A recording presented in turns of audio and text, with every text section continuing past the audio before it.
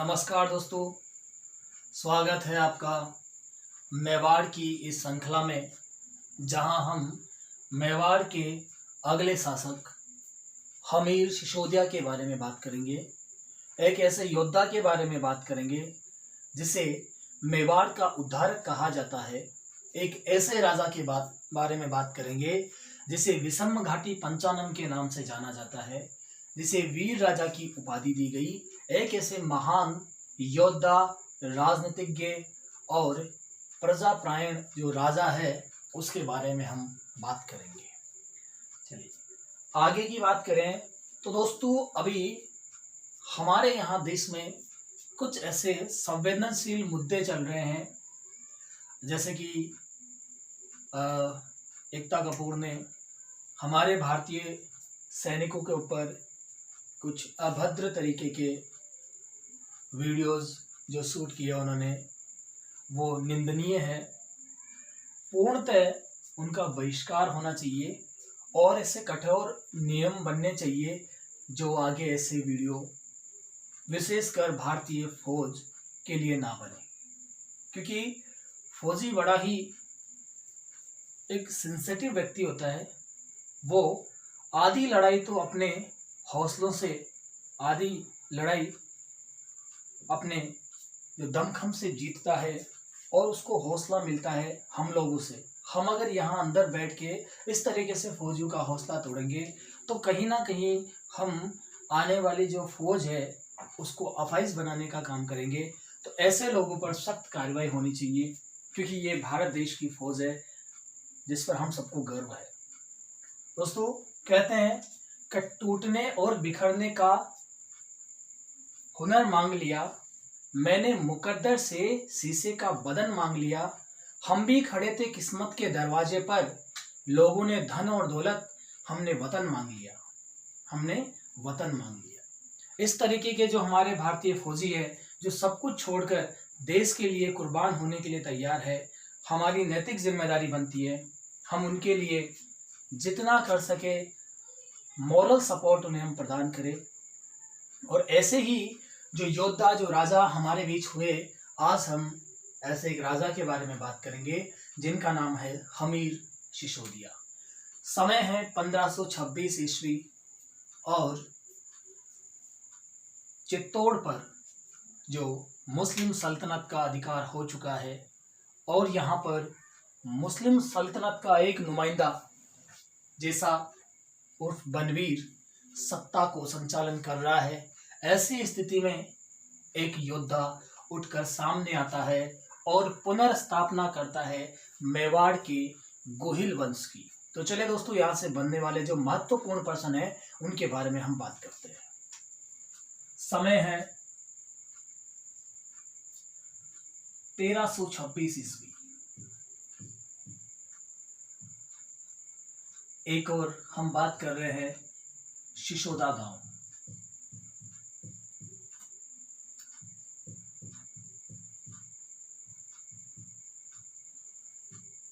इस सिसोदा गांव का जागीरदार यानी कि शासक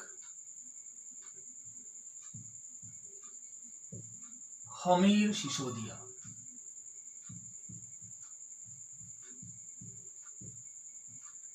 हमीर सिसोदिया को पता चला चित्तौड़ की सत्ता पर एक अयोग्य शासक नियुक्त हो चुका है और गोहिल वंश की जो मान सम्मान प्रतिष्ठा है वो कहीं ना कहीं दांव पर लगी है। तो चलिए बात करते हैं हमीर सिसोदिया के बारे में। इधर हमारी जगह है चित्तौड़। हमने देखा दोस्तों, चित्तौड़ पर अभी जैसा उर्फ बनवीर का शासन है। अब एक व्यक्ति आता है हमीर सिसोदिया। 1526 ईस्वी में हमीर सिसोदिया द्वारा इस पर किया गया आक्रमण, और इस आक्रमण में बनवीर या जैसा की हुई हार। हमीर सिसोदिया की विजय हुई और इसी विजय के साथ मेवाड़ पर, चित्तौड़ पर पुनः स्थापित होता है गोहिल वंश। लेकिन दोस्तों, जब पहले भी यहाँ गोहिल वंश था और गोहिल वंश की जो शाखा थी उसका नाम था रावल शाखा।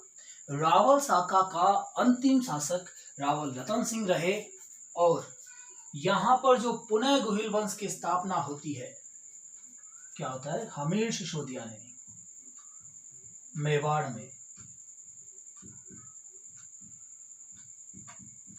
पुनः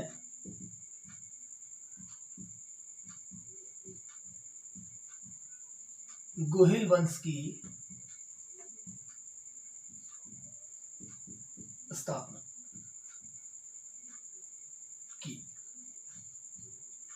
अब गोहिल वंश की स्थापना की, लेकिन गोहिल वंश की वहां हम रावल शाखा के बारे में बात करते हैं और अब हम यहाँ पे बात करते हैं राणा या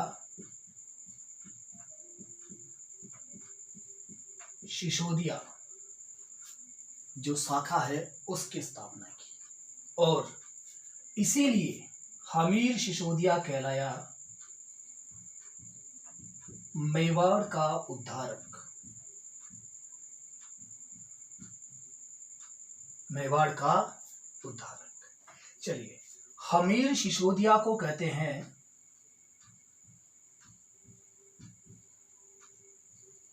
विषम घाटी पंचानन। पंचानन का अर्थ होता है केसरी, यानी कि सिंह, यानी कि शेर। विषम घाटी, विषम परिस्थितियों में भी सिंह के समान डटे रहने वाला। और यहां से आपसे प्रश्न पूछा जा सकता है, हमीर सिसोदिया को विषम घाटी पंचानन कौन सी पुस्तक में कहा गया? तो यहां पर एक प्रशस्ति है, उस प्रशस्ति का नाम है कुंभलगढ़ प्रशस्ति। और इस कुंभलगढ़ प्रशस्ति के जो लेखक है वो अत्रि व महेश। अत्रि व पुत्र महेश के द्वारा रचित कुंभलगढ़ प्रशस्ति में हमीर सिसोदिया को विषम घाटी पंचानन कहा गया। चलिए, एक महत्वपूर्ण प्रश्न हमारे यहां से बना। आगे बढ़े और बात करें, हमीर सिसोदिया को एक और उपाधि दी गई और वो है वीर राजा। प्रश्न पूछा जाएगा, हमीर सिसोदिया को वीर राजा किसने कहा? तो एक रचना है रसिक प्रिया। कौन सी रचना है? रसिक प्रिया। और ये महाराणा कुंभा द्वारा, किसके द्वारा? कुंभा द्वारा रचित एक रचना है रसिक प्रिया। इस रसिक प्रिया में हमीर देव सिसोदिया को वीर राजा कहा गया। आगे बढ़े और बात करें, इस 1326 ईस्वी के आक्रमण की जानकारी हमें कहां से मिलती है? तो इस आक्रमण की जो हमें जानकारी है वो मिलती है हमीर मध्य मर्दन पुस्तक से। और इस पुस्तक के रचयिता आपको पता है जय सिंह सूरी।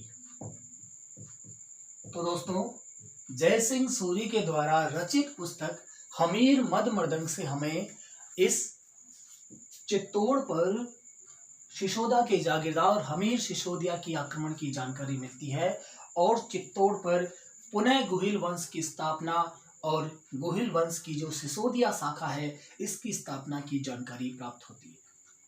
यहाँ पर एक और महत्वपूर्ण प्रश्न हमारे लिए बनता है, वह कुछ इस तरीके से है, हमीर सिसोदिया को कर्नल जेम्स टोड ने एक प्रसिद्ध राजा कहा। तो यहां से यह प्रश्न भी हमारे लिए बनता है। तो ये कुछ महत्वपूर्ण जानकारियां जो हमने यहां से जुटाई। अब दोस्तों, एक और युद्ध जो हमीर सिसोदिया के द्वारा लड़ा गया और उस युद्ध के उपरांत कौन से मंदिर की स्थापना हमीर सिसोदिया के द्वारा की गई वो हम देखते हैं। एक बार आप इसका स्क्रीनशॉट लीजिए, फिर आगे बढ़ते हैं।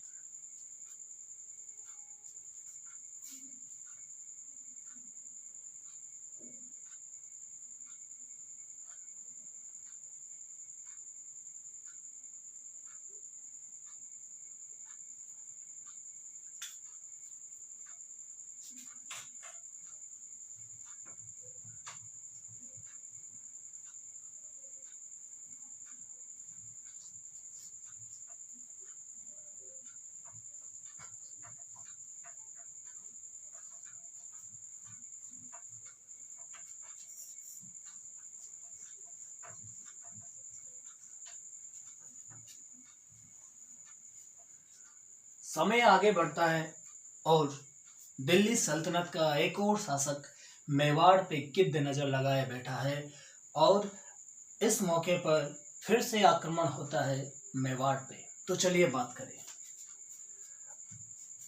यहाँ है दोस्तों दिल्ली सल्तनत और दिल्ली का जो शासक है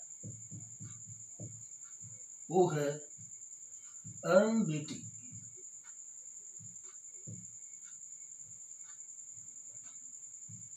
मोहम्मद बिन तुगलक। इधर हम बात करें चित्तौड़। चित्तौड़ पे नया शासक बन चुका है हमीर सिसोदिया।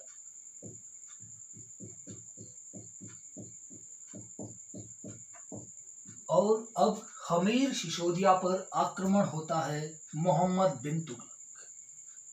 यहां होता है दोस्तों आक्रमण और एक युद्ध लड़ा जाता है जिसे हम कहते हैं सिंगोली का युद्ध। कौन सा युद्ध? सिंगोली। और ये सिंगोली का युद्ध बांसवाड़ा में लड़ा गया। चलिए आगे बात करें। इस युद्ध में मोहम्मद बिन तुगलक की हार होती है और विजय रहते हैं हमीर सिसोदिया। विजय का जश्न मनाया जाता है और जश्न के चलते एक ऐसे मंदिर का निर्माण करवाया जाता है जो आगे चलकर सिसोदिया वंश की इष्ट देवी के रूप में जाने लगी। तो चलिए बात करें। यहां विजय के उपलक्ष्य में मंदिर का निर्माण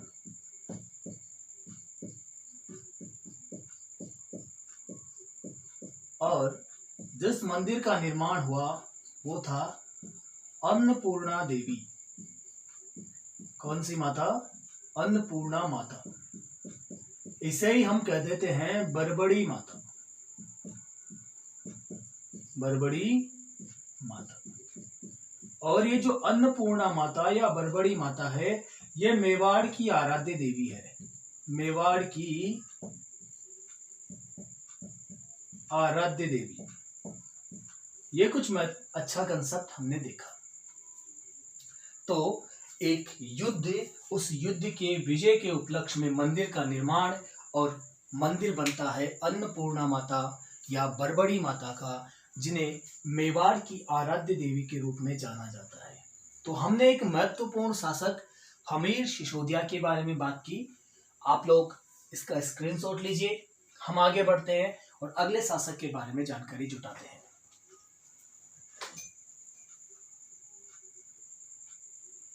1364 ईस्वी तक हमीर सिसोदिया मेवाड़ का यानी कि चित्तौड़ का शासक रहता है और इसके बाद 1364 से लेकर 1382 ईस्वी के बीच एक शासक जो हमें दिखाई देता है वो है छत्र सिंह उर्फ महाराणा खेता।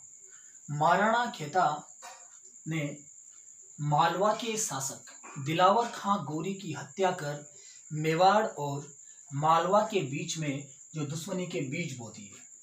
ये कुछ महत्वपूर्ण जानकारियां हम महाराणा खेता तक लेते हैं। कल का जो हमारा बिंदु रहेगा महाराणा लक्ष्य सिंह, जिसे हम राणा लाखा के नाम से जानते हैं। कल हम देखेंगे आखिर किस तरीके से हो जाता है हंसाबाई का विवाह राणा लाखा से, आखिर कौन सी संतति है जो इन दोनों से उत्पन्न होती है और कौन कौन सी स्थितियां बनती है राणा लाखा के जीवन काल में, कौन कौन से निर्माण महाराणा लाखा के द्वारा करवाए जाते हैं। अगले वीडियो में हम इन सारी चीजों पर एक बार दृष्टि डालेंगे। जब तक के लिए धन्यवाद। आप लोग इन वीडियो को आगे भेजने का कार्य करें। और दोस्तों, आनंदम क्लासेस के 1000 सब्सक्राइबर पूरे होने वाले हैं। आप लोगों से एक बात कहना चाहूँगा, जल्दी से इन्हें 1000 तक पहुँचाइए, क्योंकि हम 1000 की सीमा के नज़दीक है। जैसे ही 1000 सब्सक्राइबर पूरे होंगे, यूट्यूब के नियम के आधार पे हम लाइव क्लास देने के लिए योग्य होंगे, और उसके बाद हम लाइव क्लासेस आपको यूट्यूब के माध्यम से उपलब्ध करवाते रहेंगे। तो आपकी जिम्मेदारी बनती है, आप एक बार चैनल को सब्सक्राइब करके 1000 सब्सक्रिप्शन से ऊपर भेजें। धन्यवाद।